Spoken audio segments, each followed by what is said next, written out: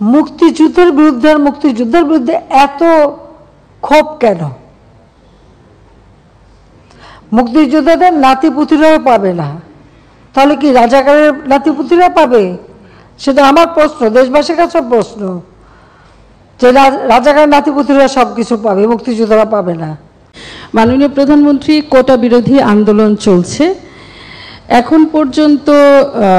মুক্তিযোদ্ধাদের অনেকে, আজকে সকালেও একজনের সঙ্গে কথা হচ্ছিল যিনি মীর কাসিম আলীর সাক্ষী দিয়েছেন, তার সাক্ষ্য প্রমাণের ভিত্তিতে খুবই শক্তিশালী সাক্ষী। আমি তার নিরাপত্তার স্বার্থে এখানে নাম পরিচয় বলছি না। তার স্ত্রী ক্যান্সার আক্রান্ত, তার নিজের শরীরের অবস্থা খুব খারাপ, কিন্তু চিকিৎসার টাকা নেই। এই আমাদের মুক্তিযোদ্ধাদের অবস্থা এখন পর্যন্ত। এবং তাদেরকে উদ্দেশ্য করে প্রতিনিয়ত অবমাননাকর বক্তব্য রাখা হচ্ছে। ঠুসঠাস কোটা থেকে শুরু করে নিশ্চয়ই আপনার নজরে এসেছে। তিনি তার ব্যক্তিগত অসুবিধার কথা বলার সাথে সাথে গণমাধ্যমে দেখেছেন যে আজকে আপনার সংবাদ সম্মেলন, এ বিষয়ে আপনার দৃষ্টি আকর্ষণ করার জন্য অনুরোধ জানিয়েছেন। এই অবমাননা তারা সহ্য করতে পারছেন না, কিছু করণীয় এই রাষ্ট্রের আছে কিনা। যারা কোটা বিরোধী আন্দোলন করছেন তারা সব সমাধান আপনার কাছে চান, তারা আদালতের পথে যেতে চান না। এবং সমাধান নির্বাহী বিভাগের প্রধান হিসেবে প্রধানমন্ত্রী শেখ হাসিনা কোটা রাখবেন না কোটা রাখবেন না। ধন্যবাদ মাননীয় প্রধানমন্ত্রী। ধন্যবাদ।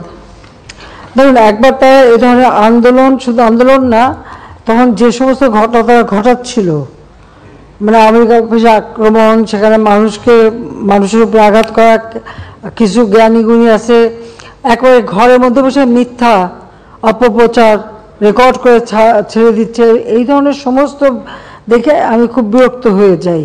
এবং তখন এক পর্যায়ে বলি ঠিক আছে কোটা বাদ দিয়ে দিলাম। আমি দেওয়ার উদ্দেশ্যটা ছিল যে আগে দেখো কোটা বাদ দিলে কী অবস্থা হয়। তখন কী অবস্থা হয়েছে, বেশি দূর যাওয়া লাগবে না।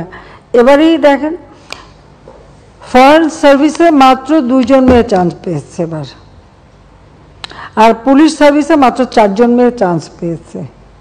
নারীর অধিকারের কথা বলি, সব ধরনের ব্যবস্থা রেখেছি। মুক্তিযুদ্ধের পর জাতির পিতাই তো বিশেষ করে সেই নির্যাতিত নারী সহ নারীদের জন্য চাকরির ক্ষেত্রে 10% রেখেছিলেন, মুক্তিযোদ্ধাদের জন্য 30% রেখেছিলেন। এখানে আমি যখন সরকারে আসি তখন থেকে আমার ছিল যে ঠিক আছে, এই যে 30% যদি পূর্ণ না হয় বা 20%, যে কোটাটা পূর্ণ না হবে সেখানে যারা পরবর্তী থাকবে তালিকায় তাদের ভিতর থেকে সেখানে নিয়োগ দেওয়া হবে। সেটাই কিন্তু আমরা শুরু করে দিয়েছিলাম। তারপরেও যখন আন্দোলন শুরু হলো সব বন্ধ করলাম, কিন্তু বন্ধ করার পর আজকে ফলাফলটা কি দাঁড়াচ্ছে। আর আমি একটা জিনিস আমি বুঝি না, সেখানে আমাদের দেশের নারীরা তো কোনোদিন সেক্রেটারি হবে ভাবেনি, ডিসি হবে ভাবেনি, এসপি হবে ভাবেনি, এমনকি কোথাও তাদের পদায়নও ছিল না।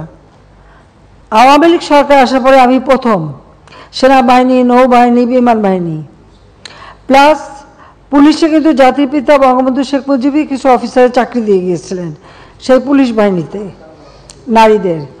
প্রশাসনের ক্ষেত্রে প্রথম সচিব কিন্তু আমি করি, এবং প্রথম এসপি, ডিসি, এরপরে একবারে মানে ওসি, সমস্ত জায়গায় যেন নারীদের একটা অবস্থান থাকে সেটা আমরা নিশ্চিত করি। লেখাপড়ার দিক থেকে জাতির পিতাই শুরু করলেন মেয়েদেরকে 8ম শ্রেণী পর্যন্ত প্রথমে অবৈতনিক করে দেওয়া, সেটাকে 12 পর্যন্ত 12 ক্লাস পর্যন্ত অবৈতনিক। পার্লামেন্টে কিন্তু মেয়েদের জন্য আলাদা সিট রেখে দিলেন, সংরক্ষিত আসন, যেন নারী নেতৃত্ব গড়ে ওঠে। তো নারীদের এই যে সুযোগগুলি আমরা সৃষ্টি করেছি কেন? যাতে করে অর্থনৈতিকভাবে তারা স্বাবলম্বী হতে পারে, নিজের পায়ে দাঁড়াতে পারে নিজেরা। তো আমার প্রশ্ন হচ্ছে যে সেই সময় যারা আন্দোলন করেছিল আমাদের অনেক মেয়েরাও ছিল, নারী কোটা চাই না। যিনি বলছেন নারী কোটা চাই না, মেধা দিয়ে চাকরি পাবে, সে কি চাকরি পেয়েছে? সে কি বিশেষ পরীক্ষা দিয়েছে? বিশেষ পরীক্ষায় কি সে মানে প্রিলিমিনারিতেই সে জায়গা করতে পেরেছে? তো এই বড় কথাগুলি যদি না বলতো তাহলে এখন তো কোথাও না কোথাও চাকরি তো পেত। দ্বিতীয় কথা হচ্ছে আমাদের দেশের যে সমস্ত এলাকাটা যদি আপনি দেখেন, সব এলাকা তো সমানভাবে উন্নত না, অনগ্রসর সম্প্রদায় আছে, আর কোনো কোনো এলাকা, সেই সব এলাকার মানুষের কি কোনো অধিকার থাকবে না? তো সেই অধিকারের কথা বিবেচনা করেই তো প্রত্যেক জেলা থেকেও যেন কেউ কোনো মানুষ অন্তত চাকরি পায় সেই ব্যবস্থা নেওয়ার কথা। আজকে যদি আপনি বিভিন্ন মানে কোটা বন্ধ করে দেওয়ার পরে যদি হিসাবটা নেন, কোথাও কোথাও দেখা যাচ্ছে যে কোনো কোনো জেলা, 23টা জেলায় একটা লোকও পুলিশের চাকরি পায়নি, বা প্রশাসন বা কোথাও 42 BCS আমরা স্পেশাল মানে পরীক্ষা নিয়ে শুধু ডাক্তার নিয়োগ দিয়েছিলাম। এখানে মেডিকেল সেক্টরে আমি মেয়েদের সংখ্যাটা বেশি দেখি, কিন্তু অন্যান্য ক্ষেত্রে যদি আমরা দেখি সেখানে তো সবসময় পিছিয়ে থাকা। তো লাভটা কি হলো? মুক্তিযোদ্ধারা খুব দৌড়লো, তারা মামলা করলো। যখন মামলা করার পরে কোর্ট, উচ্চ আদালত কোনো রায় দেয় বা কোর্টের যখন কোনো রায় হয়, সাধারণত সেই রায়ের বিরুদ্ধে এক্সিকিউটিভ অথরিটির এখন এই মুহূর্তে তো আমাদের কিছু করার নেই, কারণ কোর্টেই সমাধান করতে হবে। এখন যারা আন্দোলন করছে তারা তো আইন মানবে না, আদালত মানবে না, সংবিধান কি তারা চেনে না, বা একটা কার্যনির্বাহী অর্থাৎ একটা কাজ করতে গেলে তার যে নীতিমালা, বিধিমালা বা ধারা থাকে সেটা, বা একটা সরকার কিভাবে চলে এ সম্পর্কে কোনো ধারণাই এদের নাই, কোনো জ্ঞানই নাই। হ্যাঁ, পড়াশোনা করছে, ভালো নাম্বার পাচ্ছে, সেটা ঠিক, কিন্তু ভবিষ্যতে এরা তো নেতৃত্ব দেবে বা এই দেশ চালাতে আসবে, তাদের তো এই ধারণাগুলি দরকার। আমাদের সংবিধান কি বলে সেটা তাদের জানা উচিত। আমাদের একটা রাষ্ট্র পরিচালনায় কী ধরনের কাজ হয় সে সম্পর্কে তাদের কোনো ধারণা আছে? সে ধারণা তো আমরা দেখি না। আজকে যখন আদালতে চলে গেল, তা আদালতে সেটা সমাধান, এবং আদালত তাদের সুযোগ দিয়েছে, বলেছে আপনারা আসেন, আর্গুমেন্ট করেন, বলেন, তা আদালতে যাক, বলুক না, তারা রাজপথেই সমাধান করবে। আর আমাকে বলছে, আমি সত্যি কথা বলতে কি, আদালত যখন কথা বলেছে, আদালতে যখন চলে গেছে, তার যখন রায় হয়েছে, তো সেই রায়ের বিরুদ্ধে এখন এই মুহূর্তে আমার তো দাঁড়ানোর কোনো অধিকার নাই। এটা তো আমার সংবিধানও বলে না, আমার পার্লামেন্টও বলে না, কার্যপ্রণালী বিধিও বলে না, কিছুই না। যতক্ষণ পর্যন্ত আদালত থেকে সমাধান না আসবে ততক্ষণ আমাদের এখানে কোনো কিছু করার থাকে না। এটা বাস্তবতা, এই বাস্তবতা তাদের মানতে হবে। আর যদি না মানে কিছু করার নাই, আর রাজপথে আন্দোলন করেছে, আন্দোলন করতেই থাকবে, তবে কোনো ধ্বংসাত্মক কাজ করতে পারবে না। যতক্ষণ তারা শান্তিপূর্ণভাবে করাচ্ছে, কেউ কিছু বলছে না। কিন্তু এর বাইরে যখন কিছু করবে, পুলিশের গায়ে হাত দেওয়া বা পুলিশের গাড়ি ভাঙা বা এভাবে আক্রমণ, এগুলি যদি করতে যায়, তাহলে তখন তো আইন তার আপন গতিতে চলবে, এখানে আমাদের কোনো কিছু করার নেই। কোটা আন্দোলন করবার আগে তাদের তো পরীক্ষার রেজাল্টগুলি দেখে নেওয়া উচিত ছিল, যে কোথায় তারা দাঁড়িয়েছে। আর দ্বিতীয় কথাটা হচ্ছে, মুক্তিযুদ্ধের বিরুদ্ধে এত ক্ষোভ কেন? মুক্তিযোদ্ধাদের নাতিপুতিরাও পাবে না, তাহলে কি রাজাকারের নাতিপুতিরা পাবে? সেটা আমার প্রশ্ন, দেশবাসীর কাছে প্রশ্ন, যে রাজাকারের নাতিপুতিরা সব কিছু পাবে, মুক্তিযোদ্ধারা পাবে না। অপরাধটা কি? নিজের জীবন বাজি রেখে, নিজের পরিবার, সংসার সব কিছু ফেলে দিয়ে যারা মুক্তিযুদ্ধে অংশগ্রহণ করেছিল, দিন রাত খেয়ে না খেয়ে, কাদা মাটি ভেঙে, রোদ বৃষ্টি ঝড় সব মোকাবেলা করে, যুদ্ধ করে এই দেশে বিজয় এনে দিয়েছিল। আর বিজয় এনে দিয়েছিল বলেই না আজকে সবাই উচ্চ পদে আসীন, আজকে গলাবারে কথা বলতে পারছে। নইলে তো ওই পাকিস্তানিদের বুটের লাথি খেয়ে চলতে হতো। আজকে আমি কথা বলছিলাম যে কোনোদিন বিদেশে যেতে গেলে আগে একটা ভিসা নিতে যেতে হতো করাচিতে, কারণ যখন করাচি রাজধানী, এরপর রাজধানী হলো ইসলামাবাদ, তারপরে হলো পিন্ডি, তো সেখান থেকে বিদেশে যাওয়ার ভিসা তো আন্তর্জাতিক কোনো ফ্লাইট ঢাকা থেকে চলতো না, ওই করাচির থেকে আন্তর্জাতিক ফ্লাইট নিতে হতো, হয় দিল্লি থেকে নয় করাচি থেকে। এই জায়গা থেকে কোনো আন্তর্জাতিক ফ্লাইট যেত না, এটা আমার নিজের অভিজ্ঞতা। জাতির পিতা মুক্তি পেলেন 69 সালে, এরপর আমি ইটালিতে গেলাম আমার স্বামীর সাথে কর্মস্থলে। যাওয়ার জন্য আমাকে করাচিতে যে 2 রাত থেকে ওখান থেকে ভিসা নিয়ে তারপর আমি আন্তর্জাতিক ফ্লাইট ধরতে পারলাম। এইটা ছিল আমাদের অবস্থাটা। তো এরা তো ছেলেমেয়েরা তো ওটা দেখেনি, বা এখন যারা লাফাচ্ছে, এমনকি 15 বছর আগে বা 20 বছর আগে বাংলাদেশ সম্পর্কেও তারা বোধহয় জানে না। আওয়ামী লীগ ক্ষমতা আসার আগে বাংলাদেশের অবস্থাটা কী ছিল? ঢাকা বিশ্ববিদ্যালয় সব বিশ্ববিদ্যালয় ছিল অস্ত্রের ঝড়জানানি, বোমাবাজি আর সেশন জট। 5 বছর 7 বছর সেশন জট, কোনো সেমিস্টার সিস্টেম ছিল না, গ্রেডিং পদ্ধতি ছিল না, বহু সাবজেক্ট ছিল না যা আন্তর্জাতিক মান হয়। ঢাকা বিশ্ববিদ্যালয়ের কারণে বাংলাদেশ থেকে কেউ যদি বিএ পাস করে বিদেশে যেত তাকে আবার সেই গোড়ার থেকে ইন্টারমিডিয়েট থেকে পড়তে হতো, স্কুলে ভর্তি হয়ে পড়ে তারপরে উচ্চ সে যেতে পারতো। কারিকুলাম চেঞ্জ করা, গ্রেডিং সিস্টেম আনা, সেমিস্টার সিস্টেম আনা, সব কিছু কিন্তু আওয়ামী লীগ করে দিয়েছে। আজকে সকলের হাতে মোবাইল ফোন, ফটাফট যোগাযোগ করে ফেলে, সোশ্যাল মিডিয়াতে করে আন্দোলন করে। এই মোবাইল ফোন কোথায় ছিল, কার হাতে ছিল আওয়ামী লীগ ক্ষমতা আসার আগে? 96 সালের সরকার আসার পর সমস্ত ফোন, অ্যানালগ ফোনকে ডিজিটাল করা, মোবাইল ফোন সবার হাতে হাতে তুলে দেওয়া, ওয়াইফাই কানেকশন দেওয়া, কে করেছে? আওয়ামী লীগ সরকার করেছে। আর করেছে বলে আজকে সেটা ব্যবহার করে এখন নানা রকম রাষ্ট্র কিভাবে চলবে সেই নীতিমালা, সেটা তো আমাদের সংবিধানে দেওয়া আছে।